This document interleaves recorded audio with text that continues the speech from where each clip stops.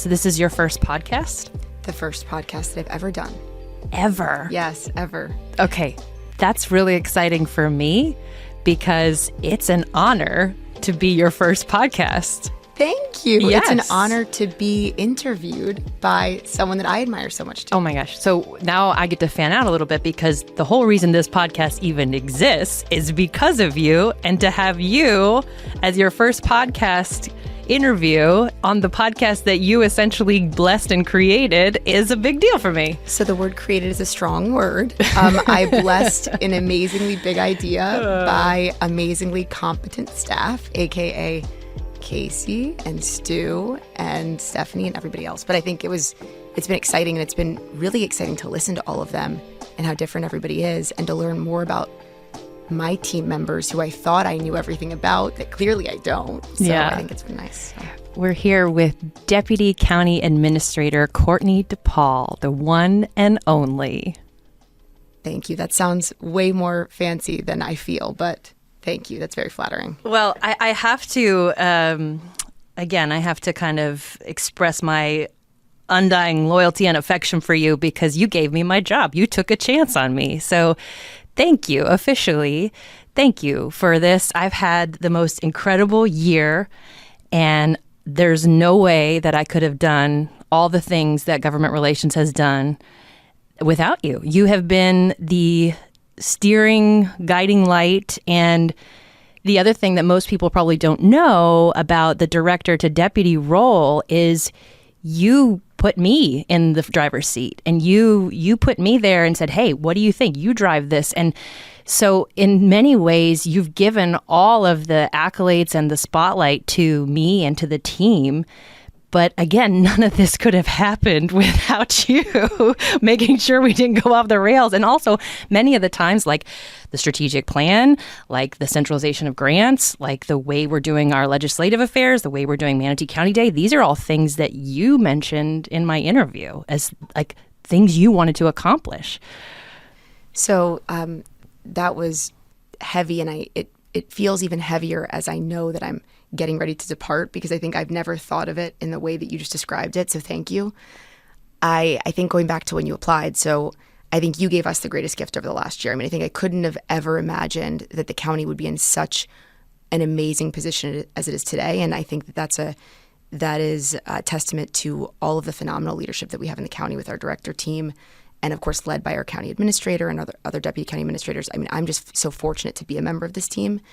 We have an incredibly high velocity, high performing group, and you fit seamlessly in there. I'll never forget, I was sitting in Commissioner Ron's office. We called Joe Gruters and we said, we're going to steal your newest employee. And he said, please do, because she already told me that she was applying. She's phenomenal. You need to hire this woman. She is so capable.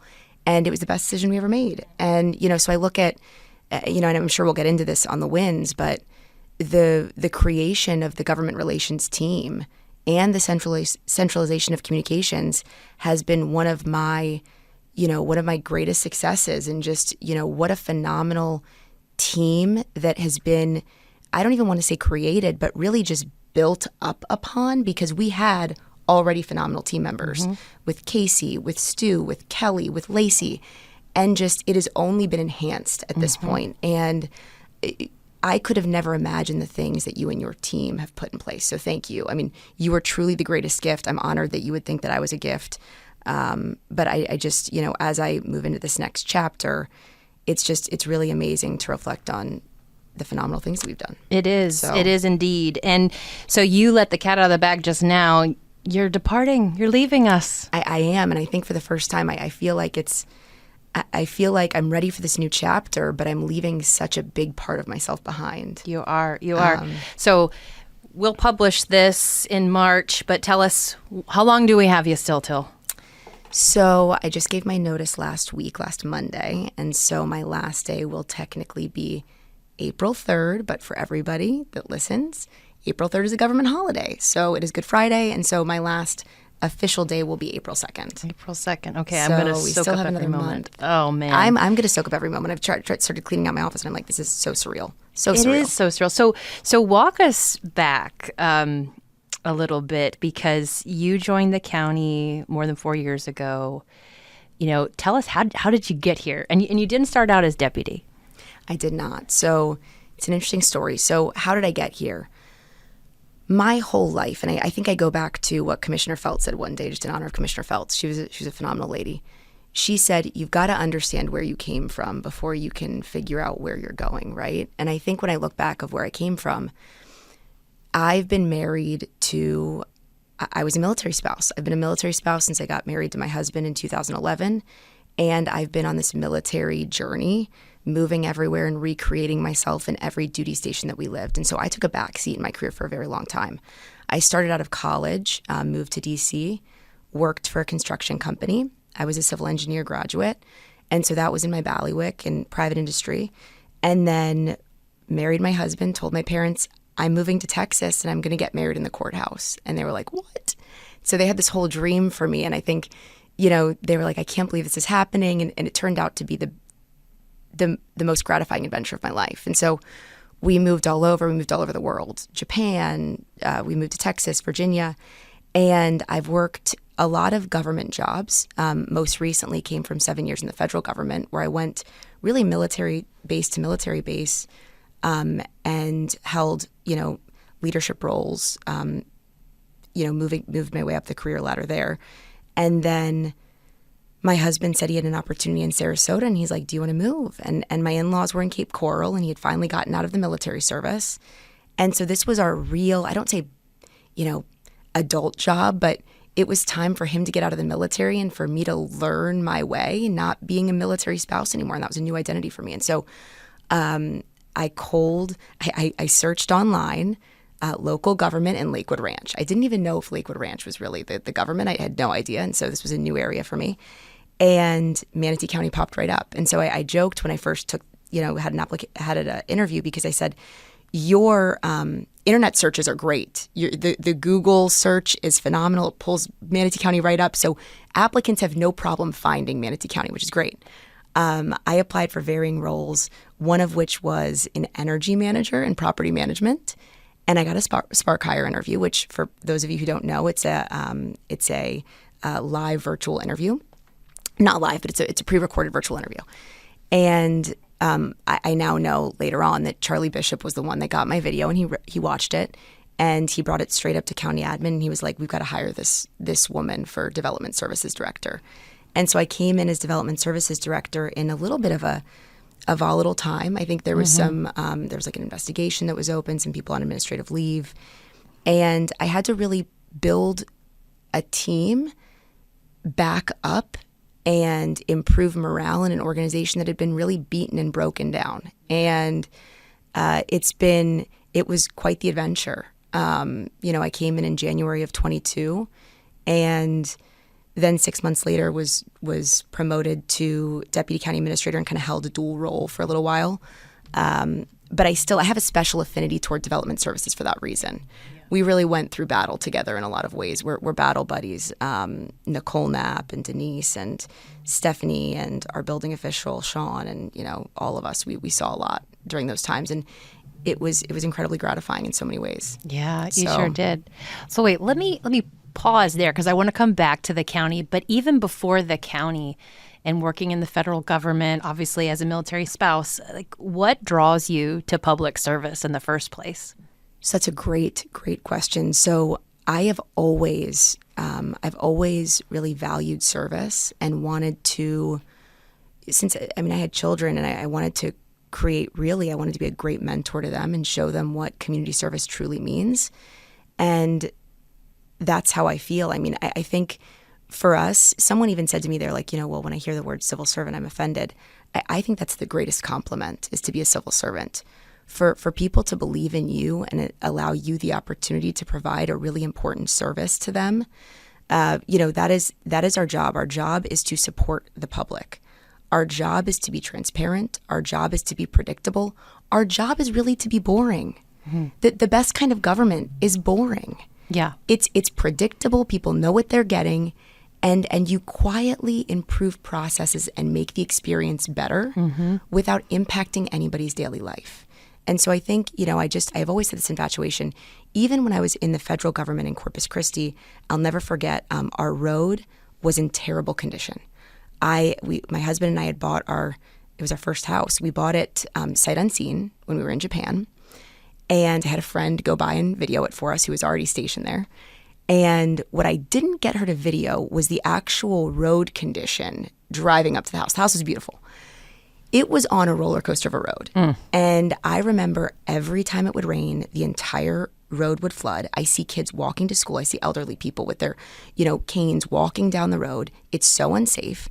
And so at that moment, I learned what it was like to email. In my case, I was in the city council members.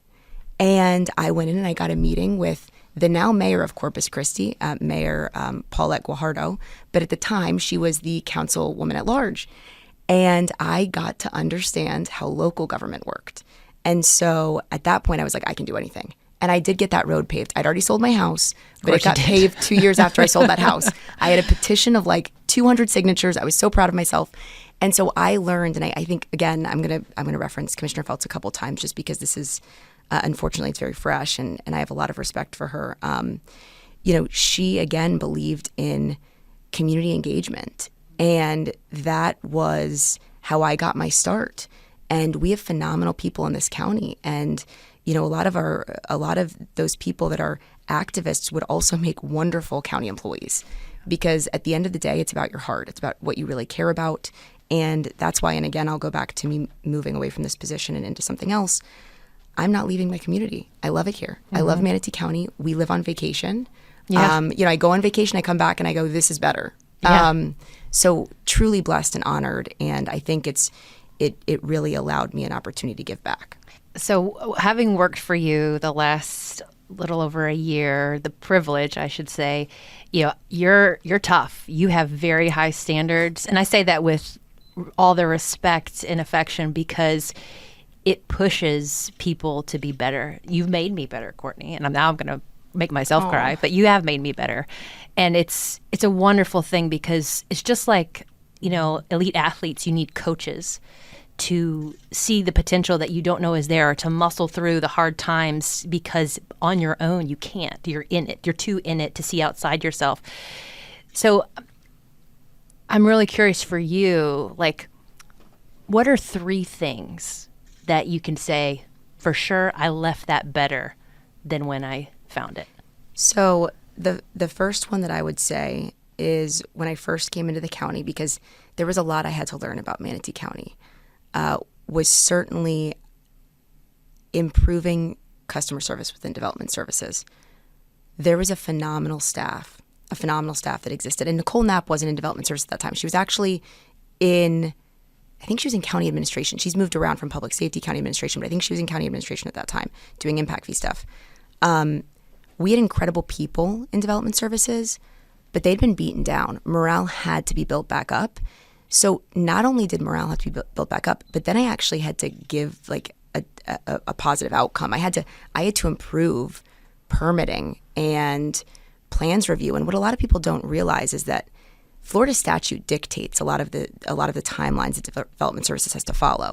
And so if I can save one day by doing something quicker, that means I could reduce my staffing needs, or I could be able to focus on something else that's really important in development services. So really it was, again, I'm an engineer, so I always go into something and I'm like, I need to look at the process. I need to figure out, where can I shave time? What are the non-negotiables? How do people work? And so I really had to learn about the team, build them up. I still attribute a lot of my success to Charlie, because Charlie is like a savant. He when I first started here on day one, he's like, you have to do X, Y, Z. And so he kind of already had seen the lay of the land and knew and gave me a lot of advice.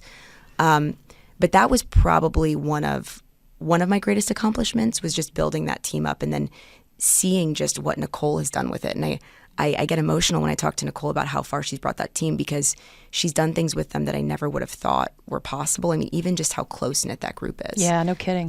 It's a large team, too. Over 200 people. Over 200 people, such different areas, from inspections for building code, technical, field employees, to then you've got planners that come out of college bright-eyed and bushy-tailed, wanting to change the world. And they're working for local government. And so it's just so fascinating. And she's got such a diverse group, so much experience. So anyway, it was phenomenal to see that and to make some changes there that were positive. And again, customer service focused, giving the resident a better experience when they come in and need service. Second was, I mean, and I don't know if this was an accomplishment, but surviving storms. I mean, it was really, I mean, when I look back at what we went through, my first storm was Hurricane Ian. And at that time, I was in a dual role of development services and deputy county administrator. And so I was focusing a lot of my effort on disaster assessments, damage assessments of homes, but then also had to focus on utilities because I oversaw utilities. It's been a long time. I don't even remember what I oversaw then, but utilities was one of them. And talking about optimizing processes there, and also talking to HR and making sure that we were communicating with the right employees, getting volunteers, having people muster every day. And so there was so much that we went through. You learned so much. We were so fortunate, and I'm going to try to mention each of my direct reports in this podcast, but each of my team members, I should say. Jody Fisk was such a steal from Florida Department of Emergency Management. I mean, she's worked under Kevin Guthrie, who leads FDEM, who's phenomenal.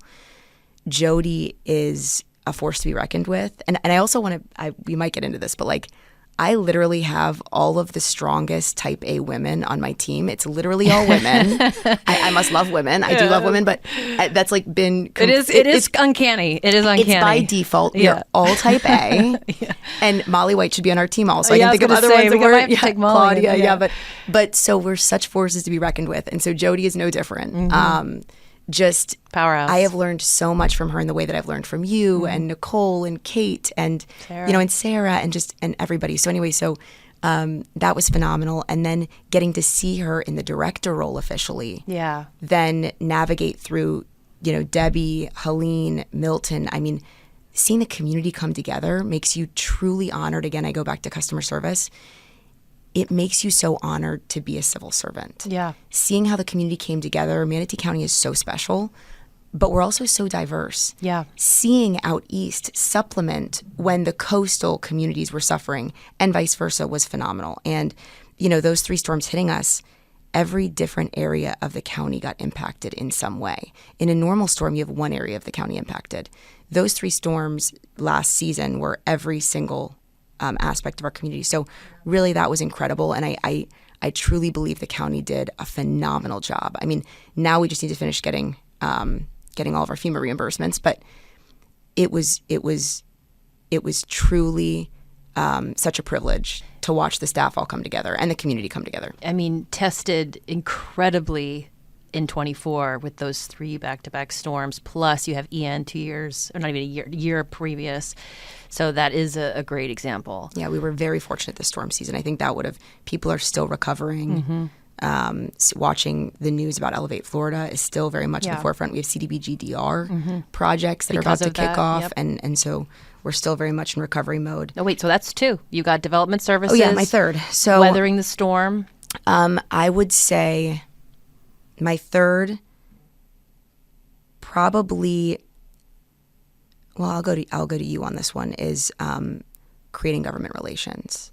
I would say that was an incredibly, it was an amazing thing. So I don't remember how exactly the conversation came up, but Charlie and I started talking about it, and we decided to go out for your position, to go out. And I think it was conversations with Lacey Pritchard and talking about what was in the realm of possible. And so when we interviewed you, I'll never forget, I was like, oh my gosh, she came from Apple. She's like lived everywhere. I love her spirit. Your Spark hire was so good. I was just like, Charlie, this is the one. He's like, are you sure? And I'm like, this is the one. And then we called Joe and I was like, this is definitely the one. But bringing you in, and I joke that you're my same level of crazy. Okay. And we have to be a little crazy because we take a lot of risk. And seeing, bringing you in and being like, okay, now listen, Stephanie, we're going to centralize 311. I want a one-call resolution county. And again, going back to my civil servant, I want the community to get the best possible experience when they call the county. They might only talk to a 311 operator. I was like, I want them to call somebody in utilities or 311, just one number, 311, and get their question answered. And you're like, let's do it. Yeah. Never no, never maybe, never let me think about it, never you're crazy. It was always, let's do it. So I was like, shoot, I went home that night and I was like, God, she's as crazy as I am. And I love it. And you might need to find a check and balances. Love it. Yeah, I know. He was, well, I'll still be on the outside. I'll still be there for emotional support when you need me. But so anyway, so that was wonderful. And it's really changed. It's elevated the group, putting grants under it, and then centralizing 311, game changing. I mean, look at that team. Yeah. And I'm not, utilities is wonderful, great team over there. But when you put people together, there's something about them being able to share experiences. Yeah. Obviously, from a leadership perspective, we're able to gather more metrics and data. We're able to push things out on social media when we know everyone is experiencing one issue on their bill or one issue with hours of operation of the library. So, Courtney, most people probably don't know about the centralization of 311 because it wasn't a public-facing thing that we did. So maybe just to describe, what did we do over the summer that most people hopefully didn't know about because they didn't experience it because it was supposed to be in the background and seamless? So you had been here 3 months? We started in June, 6 months. I was a seasoned veteran of 6 months. You were still bright-eyed and bushy-tailed, but you were still also easily influenced. So maybe that's why you took it so willingly. But we knew that the solid waste transition was coming up, and it was going to start. That was in like October. 4 months. Yeah. But that was really why we started with the 3-in-1 You're right. The centralization. That was one of the dependencies. And so the goal was, we knew that the billing changeover was a little bit of a fiasco, and not to say anyone was failing or anything. It was just the team in utilities was not equipped to handle the call volume that came in as a result of that. And it was really hard to gather data because some people were contacting 3-in-1, some people were going on the app, some people were calling utilities number. And so it was really hard. Call centers. It was really hard to truly drill down on what were the problems associated with that and what we had to fix. Yeah. So before the solid waste transition, we got together, we were like, centralization has to happen. We'll put all of 3-in-1, which 311 was under you in government relations and communications. And then there was a whole team of how many people? 25? 41 total. Oh my gosh, 41 in just utilities? Okay, so 41 employees were I'm sorry, the whole now is 41. It was like 25-ish. Yeah. Like 25 employees in utilities that would just answer the utility number that's on the utility bill. And they answered only questions on utility issues. But the problem was, leading up to the solid waste contract, like, they just got beaten down constantly. I mean, some people call 3-in-1 and they're like, I have a parking ticket I need to pay, and we just route the call. But utilities gets calls by angry citizens who are like, they got misbilled. No one ever calls to go, oops, you forgot to charge me this month. It's always, I paid for something that I shouldn't have paid for, or why are you charging me all this money, or, you missed my pickup, whatever it is. So we knew going into that, we needed to obviously improve morale. We needed to get a good understanding of the actual call volume that they had currently, and we had to prepare for the solid waste transition. And so we decided to centralize everybody under 3-in-1 in communications. So when we saw trends happening, people in an entire community are getting a missed pickup and they're all calling it in. Something is happening that's a mass incident. We could then push out social media posts in real time to deal with those issues. We could also track all of the calls coming in, categorize them, and know which specific areas operationally are failing or need improvement. And so I think, when I look back, we're still not perfectly a one-call resolution county.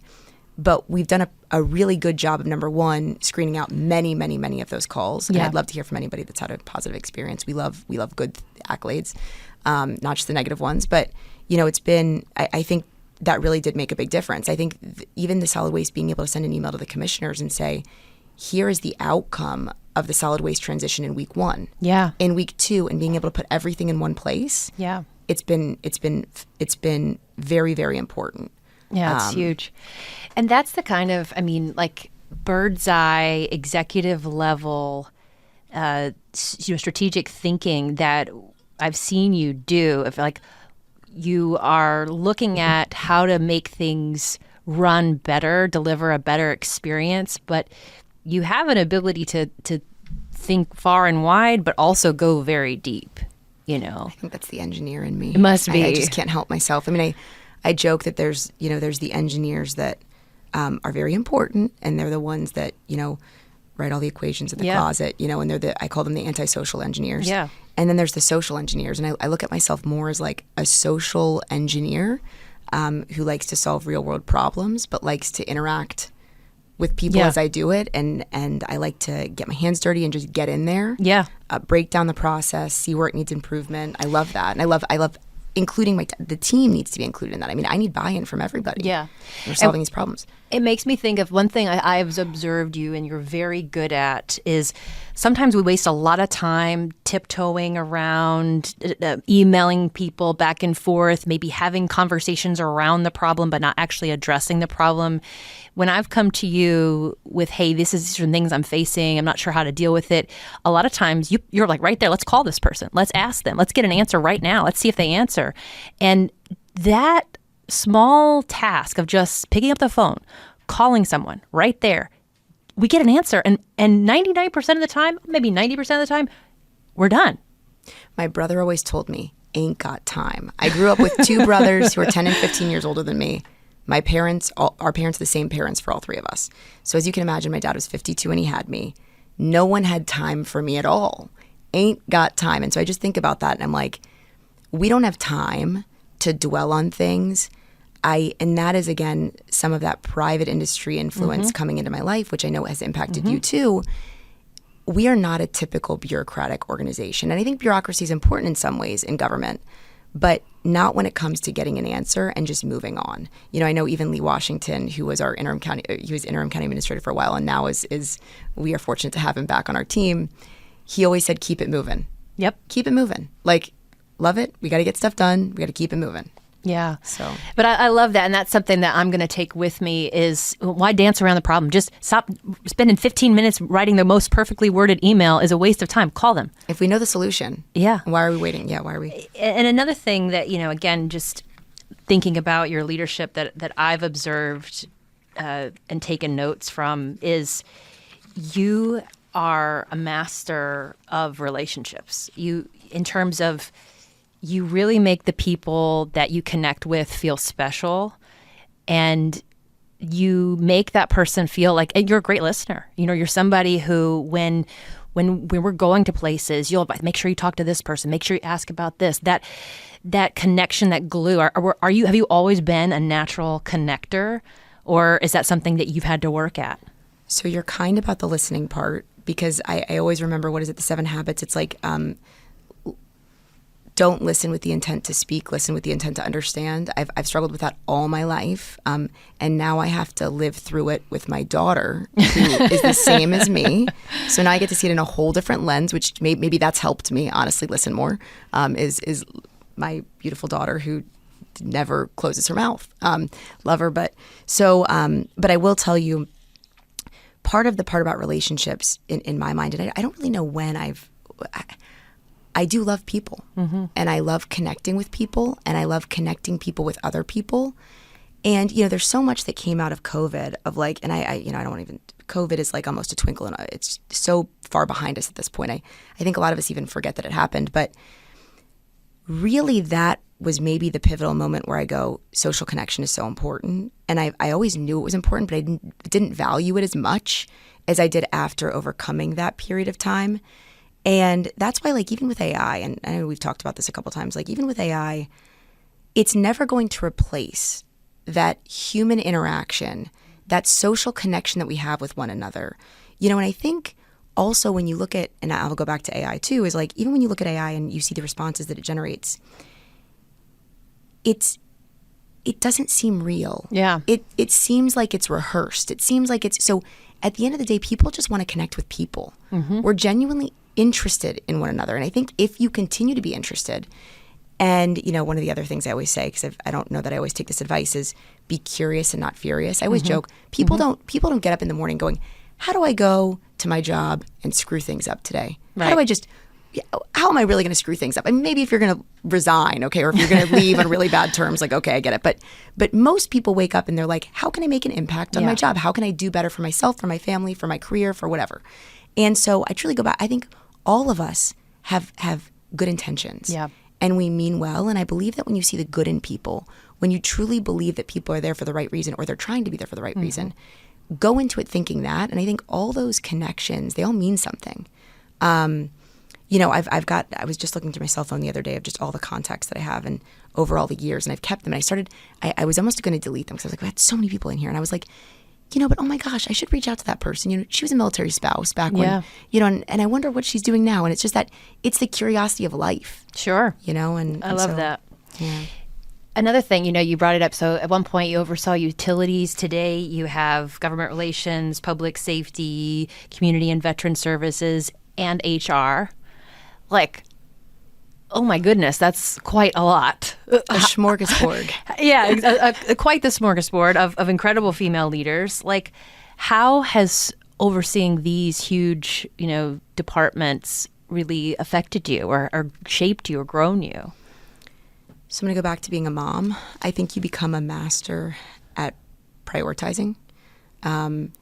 Each of the departments is so unique in its own way that, I have so many analogies or whatever, but I think, I deal with the closest gator to the boat. I think one of the leaders, one of my I've had so many amazing bosses in my career, so I don't want to say one of my best bosses. They've all been my best bosses. Charlie's one of my best bosses, but this was my former job in Corpus Christi. I had this commanding officer, and he used to always, he lived by the 80-20 rule. He was like, you work on 20% of the things that have the 80% impact.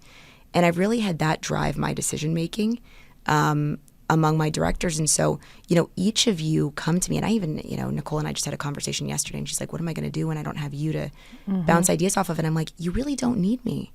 I've worked myself out of a job at this point. And I always said that was one of my goals, was to work myself out of a job. And I feel like I accomplished that. I mean, I'm here now. I don't want to say I'm bored, but I'm definitely like all of my team, you and everybody you're so capable. Yeah. I've literally just been there as a listening ear or a guiding hand. And I feel like, now is the time where you spread your wings and you're on your own. And I think that's what it's about. Yeah. You have hired really well, if I do say so about myself, but joke me aside, because that's a silly thing to say, but looking at my peer group on your team, all of our directors are incredible, but from our little team here, there's some powerhouses. You've hired really well. I mean, what do you attribute to that? I mean, that can't just be luck. So I'm also going to attribute it to this beautiful county, because I do think that people want to move here, which is wonderful. And I think the day that people don't want to move here is the day that we'll start getting not so great talent. But day one, I'll never forget, I started coming to the county and, again, in January of 22, and I went into a director's meeting. And so for people on the call, we have director's meetings every Wednesday morning, typically for like 3 hours. And so if anyone's trying to reach us on a Wednesday morning, you're not going to get an answer. We'll call you back. But it's the entire county. No, all of the directors, all of senior leadership is in this meeting. And I remember walking into that meeting, and this was a lot of different directors at that time, and just thinking, I'm so honored to be part of such an amazing group. And so I will tell you, it's always been amazing. It feels special to me now because I know each of you so much more deeply than I knew the directors at that time when I was new. That specific group, some of them are still here. I mean, Elliot's still here, Charlie Hunsicker, so on and so forth, Charlie Bishop, But I just remember going around the room going, geez, I'm not in Kansas anymore. No offense to people from Kansas, but I came from Corpus Christi in the federal government, and it just wasn't the same in Corpus. Yeah. And again, I loved the community in Corpus, and I thought it was very special when I was there. But coming to Southwest Florida and seeing the quality of the people that we have, and I don't want to even say formal education, the life experiences that our directors have brought to the table, just the wealth of knowledge, even the fact that we've got people, and I'm going to go to Lacey, but there's many more like this. She's a 7th generation parishioner, from parish. I mean, people who are born here want to stay here. Yep. And I mean, that's why I want to raise my kids here. I want them to go to college and come back. And I think, so we've got employees with a lot of tenure, with a lot of knowledge, and I think it makes us special. And so I really don't think, I'm so honored that you would say I build talent. I also attribute that to Charlie. If Charlie hadn't hired me, so he's got great taste, I wouldn't be here. Yeah. But I also think it's this community that has attracted all these amazing people, and so honored to live in a place like this. Yeah. I was just thinking this now, like you hired me, you hired Jody into role, you promoted Sarah into role, you promoted Nicole into role, you promoted Kate into role. These are like, you had a direct say. These aren't people that you inherited. Great stories. I mean, these people. I mean, that's a pretty good track record. When you say that, now it sounds. Yes, I have. I mean, it sounds amazing. It is amazing. I mean,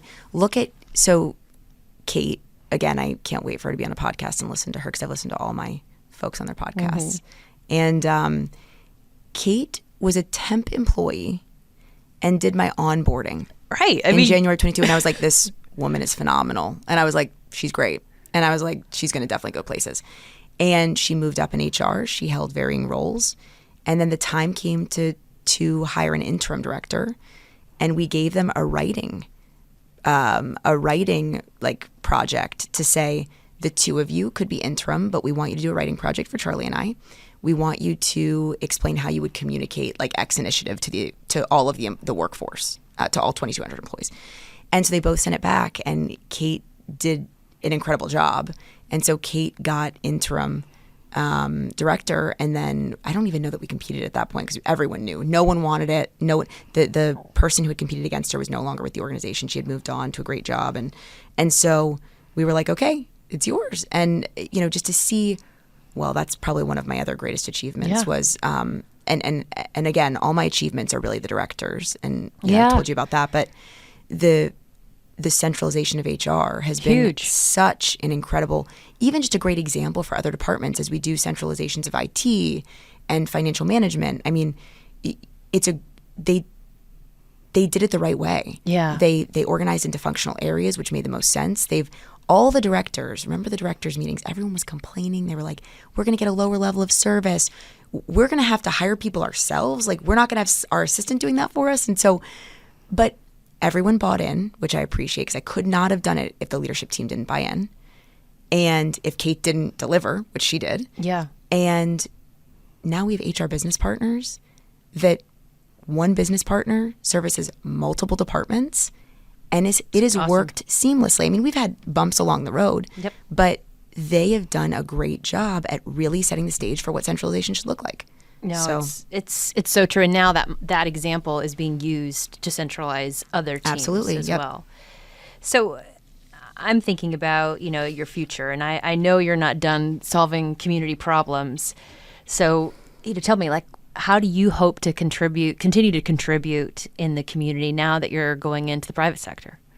So my hope is, some of the boards that I'm on a nonprofit board and a couple other boards. My hope is to stay on those boards and still be a contributing member to our community, if not even participate in more boards. I think I joke with Charlie that I'm going to go to Robbins for breakfast once a week just so I can get the tea from him, get him to download my brain and all, so I can get my little dose of, the weekly drama. Not that there is drama, but I just, I still want people to want me, I guess. Yeah. I think that's it's a weird feeling to have that I'm leaving and I won't be able to just, meet Charlie for breakfast just to talk about everything that's going on. But my goal is to stay very close and connected with the staff. I mean, and with my leadership. I mean, I love our board. Mm-hmm. I love our staff. I love our team. We have a phenomenal group, and I just keep saying the word phenomenal. I feel like I'm going to go back and go, oh my God, I said phenomenal like 10 times. But oh my gosh. But it really does.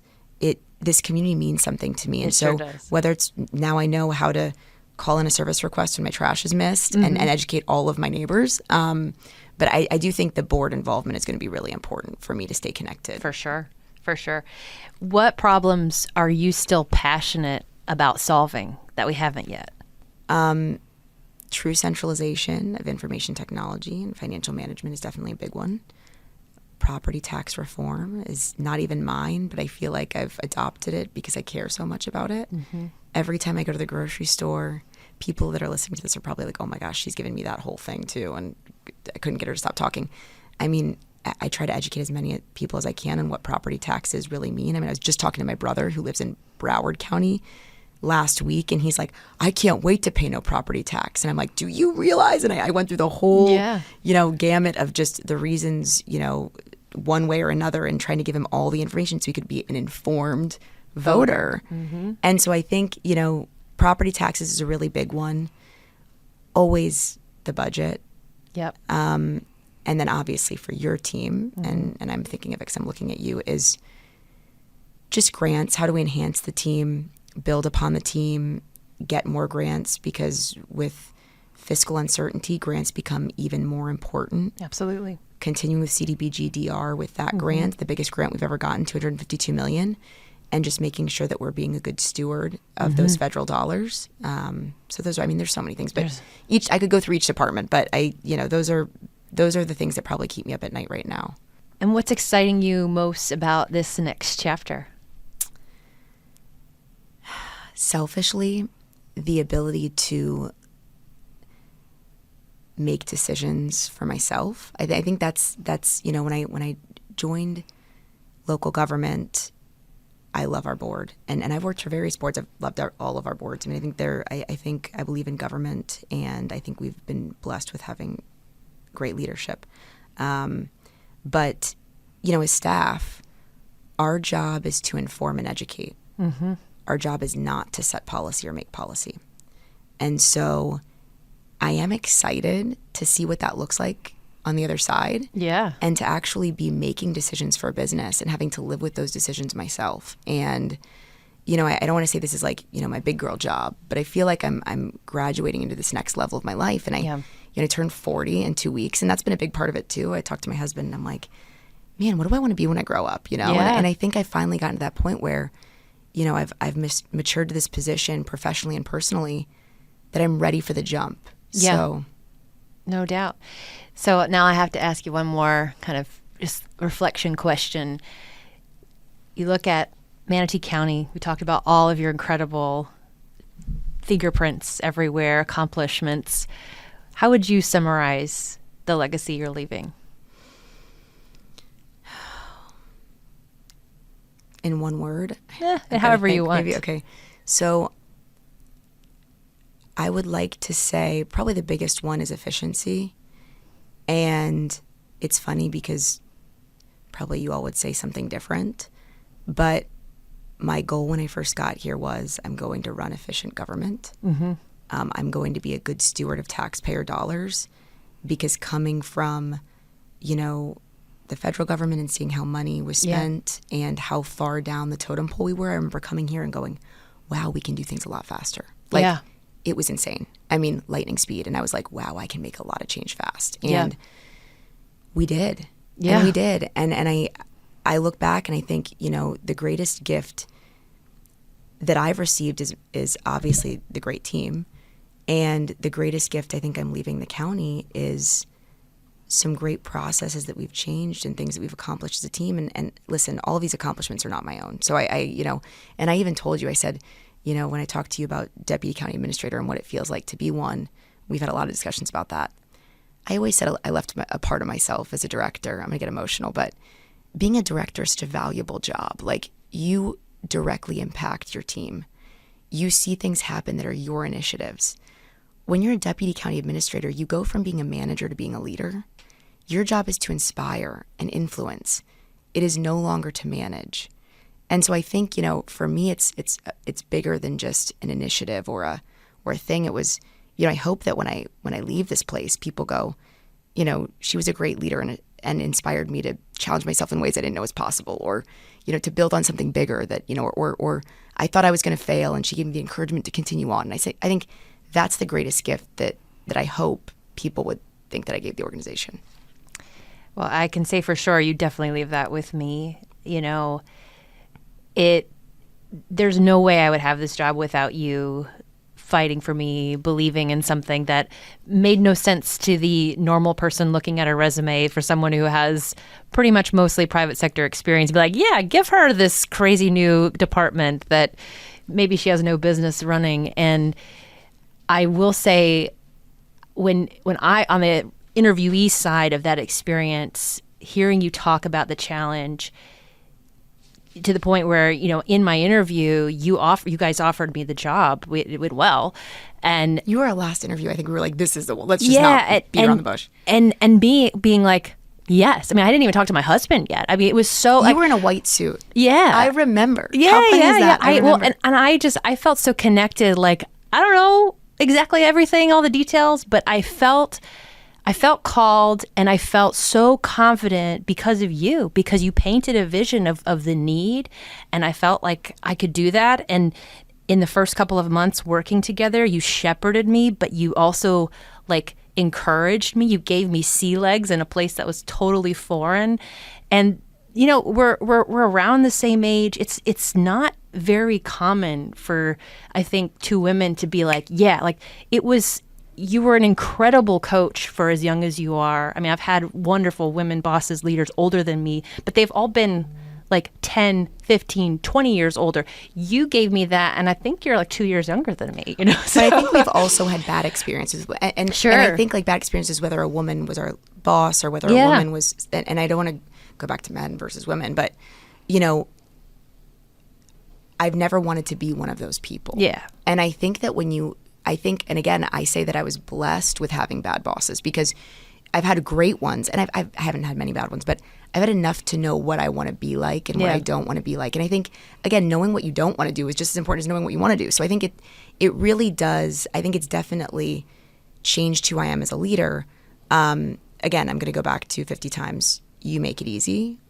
All of our team makes it easy. Charlie, our county administrator, makes it so easy. I mean, we have this great, and I another thing I'm curious is when I leave is who's going to be the Courtney De Pol. We joke about this. I joke with the other DCAs because I'm like deputy county administrators because I'm like, who's going to be the mean one? And I'm not the mean one, but I'm the one I got high expectations, and I want people to strive for excellence, and I want to build people up to what they're capable of being. And I think, people, I don't think you knew you were capable of doing the things that you've accomplished. Certainly not. And Brent and all of the people on your team, I don't, I think we all, that's our goal. And so I joke because, everyone knows this, Charlie is the dad, is the Disney dad, is the, and I want to make him look good. And I'm the mom, and I'm the disciplinarian, and I'm the mean one. And so even if people remember me as that, I would say then I did my job well. And I think, I'm the number two. Yeah. I joke with Brian Parnell because he was in the military, and he was, he left the organization pretty high up at Naval Facilities Engineering Command, but he's been an XO before, which is the executive officer, which is the second in charge. You're not the commanding officer. And the joke is the XO is always the mean one.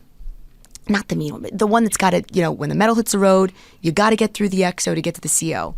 And so I'm the XO here. And so I went into Brian's office the other day and I go, "Are you ready to be the XO?" And we laughed about it, and he goes, "I don't," but it is funny. Like it's interesting to think about.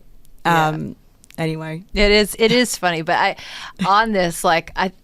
we joke that, being the mean one versus the Disney dad, but somebody has to call it like it is. And that is a gift. You, in any room, whether it's with very senior officials, legislators, public officials, board members, or just regular line staff, you will ask the question that needs to be asked, always respectful. But sometimes I think people are so afraid to speak plainly that it stifles the conversation, it slows things down, and I think that's a gift of yours, is being able to just zero in on the questions that need to be asked, and just bring things to light. And being direct. And I'll tell you, my dad was always really direct. No formal education, was really direct. And going back to another quick anecdote, I was in 8th grade. I wrote a paper, and I used the word utilize. And I think I've told you this story before. I definitely told Evan Pilichowski because I think I ruined it for him. And every time he saw the word utilize, he twitched. But I wrote a paper, I used the word utilize, and I got a D on the paper, and there was a lot of fluff. But the bottom line was my instructor said, or my teacher said, there is a 3-letter word that means the exact same thing. That word is use. That is the theme of your entire paper, D. And I was like, okay. So I learned from that moment on, and really I took that with me. I still see the word utilizing a twitch, but you've got to be direct. Yeah. If there is an easier way to say it, don't dance around. None of us have time for that. We've all got important things to do. We've all got important jobs, or at least whatever job is being done, whether you're a server at a restaurant, which I used to do, or you're deputy county administrator, you're president of the United States. We're all busy. Yeah. We all prioritize our time, and we're busy for the things that we want to be busy for. And so, again, being direct is, I believe it's a gift when people give that to me and they're direct. I think, in today's day and age, everyone wants to dance around topics and be politically correct all the time and make sure that everybody likes you. My job is, I always say this, I go, we're not always going to like each other. We've got to respect each other. And I think sometimes respecting each other is being direct. Mm-hmm. Respect people's time, respect people's knowledge. And anyway, so that's... Courtney De Pol, are you ready for the world-famous lightning round? No. All right, Stu, here we go. World-famous lightning round. Ready, set, what do we say? He says, quick questions with even quicker answers. Here we go. Lightning round, Courtney De Pol. Morning person or night strategist? Morning person, 100%. One experience every leader should have. A leadership development program of some kind. And what's been your favorite? Leadership Florida. But Leadership Manatee is phenomenal, and you would know. I'm graduating. You graduate tonight. Tonight. It has been phenomenal. What's a leadership trait that is underrated? Communication. We've already talked about that, but communication.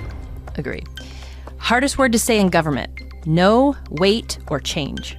For me, no. I like to say yes. I like to find the win-win. One habit that keeps you grounded? Working out. Who is a public servant that you admire and why? Easy, Charlie Bishop. I've never worked with someone as forward-thinking. He's a savant. He's always thinking about the county and everything that he does at all hours of the day, calling us at all hours of the day. Most misunderstood part of local government? That people think we're not transparent. What's your coffee order? Oh, it depends on where I'm going. I like Dunkin' Donuts and I like Starbucks, but I like cold brew with the sweet cold foam. Sweet cold foam. Yep. Best advice you've ever received? Probably the most life-changing advice that I've ever received was when one of my bosses in Kingsville, Texas, told me that I was a pace setter. And when he told me that, it was in a negative way, and it changed my life because I knew that I was cut out for more than federal government at that point. I was like, listen, I've got a pace set for someone that's going to appreciate my pace. That's a good answer. If you weren't in leadership, what would you be doing? Probably something in fashion. People probably know that about me. I love dressing up. I love clothes. I spend my entire paycheck on clothes. People probably don't know that I give my paycheck to my husband because I don't trust myself with my own money. But yeah, it would be fashion. Probably something involved with fashion. And then lastly, one word to describe Manatee County's future. Bright. It is going to be, I say I'm leaving when the party is sexy. The party is going to stay sexy. I love it. Everyone, that is Courtney De Pol, our Deputy County Administrator, for a few more weeks. And as we say, on behalf of the men and women who do work that matters, I'm Stephanie Garrison. I'm Courtney De Pol. And make it a great day to live, work, and play in Manatee County. Thank you. The opinions expressed by guests of Chambers Changes in Conversations do not necessarily reflect those of Manatee County government or its employees.